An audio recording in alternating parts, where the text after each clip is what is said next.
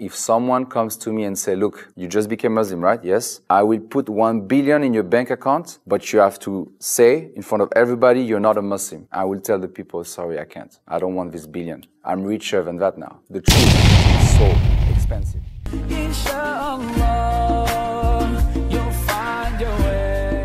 Assalamualaikum warahmatullahi wabarakatuh, saudara muslim.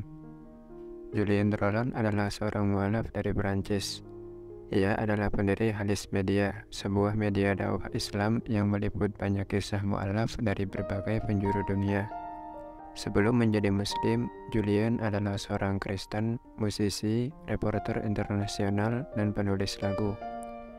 Karirnya begitu sukses hingga pada suatu kesempatan penyanyi idola Julien datang ke konsernya. Namun setelah pertemuan itu, Julien merasakan kebimbangan dalam hatinya.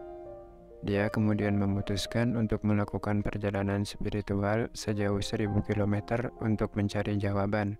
I was a Christian because my family baptized me when I was 2 years old, and then I at some point thought I should become a monk because I really like religion. I thought it gave sense to my life even as a kid. But then after my family didn't really encourage me so much to pursue that, they more encouraged me to become a Buddhist, or at least like a Buddhist. So I started to practice meditation, and it really helped me to calm me down and things like that. And then I tried many other type of spirituality like Reiki, which is a type of healing, shamanism. I tried to get interested in all type of religion. So there was a time I was a singer for a couple of years in the Philippines. It was a dream of mine. And I remember very well, I was in Hong Kong. I just finished a gig, a concert in a festival, and I played in front of my favorite singer. I met him and he came to my concert, so I felt very humbled. And I was thinking there must be something is not right in my life. I didn't know what it is, but I thought I'm not upon the truth. Suddenly something made me realize I have a good life and everything, but there's something missing in my life. I know I don't live my life the right way. I could not say what it was. So that was the trigger. Walk 1,000 kilometers from the border of Spain towards the west coast of Spain, and it was 1,000 kilometer journey. It took me 30 days. It was a great experience because I started to try to reflect about God.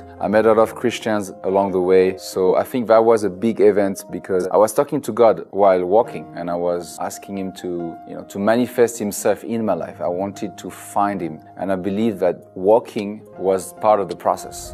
Perjalanan tersebut tidak membawa hasil yang diinginkan Julien. Dalam waktu yang lama, Julien mencari Tuhan dan kebenaran sampai akhirnya ia memeluk Islam pada tahun 2012.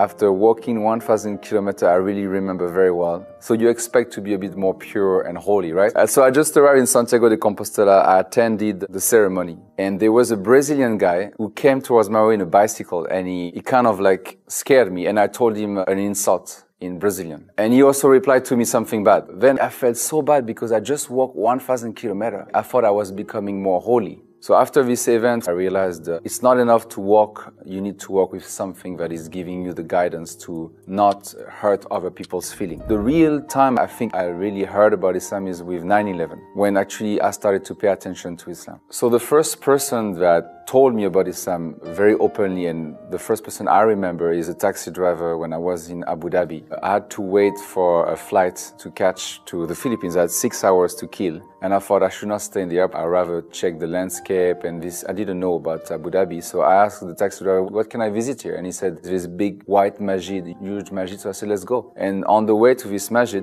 he started to play the radio, and there was this sound that I really loved, and this music really loved in my ear. And I said, what is this music? It talks to my heart. I told him that. And he stopped the car and he said, brother, this is not music, it's the Quran. And he started to preach me about Islam. He said, I really hope you can become Muslim, you and your family, and save yourself from the hellfire. I think what affected me the most before I became Muslim is to live in the south part of the world. Because I'm from the north, I'm from France. My DNA, my race come from the north. But if you look at the map, you cut it in two. 90% of the Muslim world is in the south. You have Africa, Middle East, you have Southeast Asia, India, Pakistan, it's all in the south. So because of my work, I travel in all these countries. I lived in all these countries. So I was in the heart of the world, and the Azan was going on in most of the countries that I visited, and it always made an impact on me. Like I remember one day I was playing soccer in Tanzania with some Africans, and suddenly the Azan started to play, and I was like, wow, this is powerful, this is amazing, I loved it. Then I went to Cyprus, same, The Azan was playing in Nicosia and it impacted me. Like, I felt pulled. There are two reasons why I believe that Islam was 100% true. One is just a fact, because the Quran is the word of God, and I realized that. And I never knew that actually a lot of things that has been said in the Quran has been discovered only now, or a few decades ago.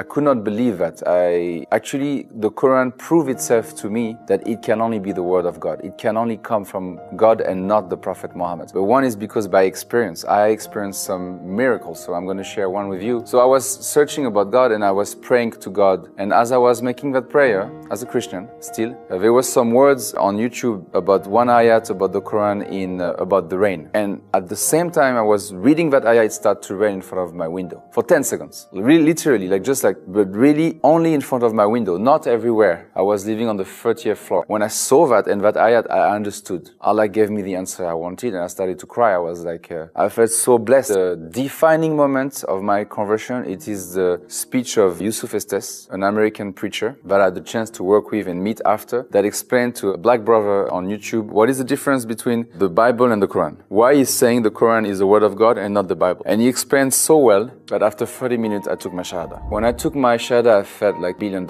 I felt like if someone comes to me and say, look, you just became Muslim, right? Yes. I will put 1 billion in your bank account, but you have to say in front of everybody, you're not a Muslim. I will tell the people, sorry, I can't. I don't want this billion. I'm richer than that now. The truth is so expensive.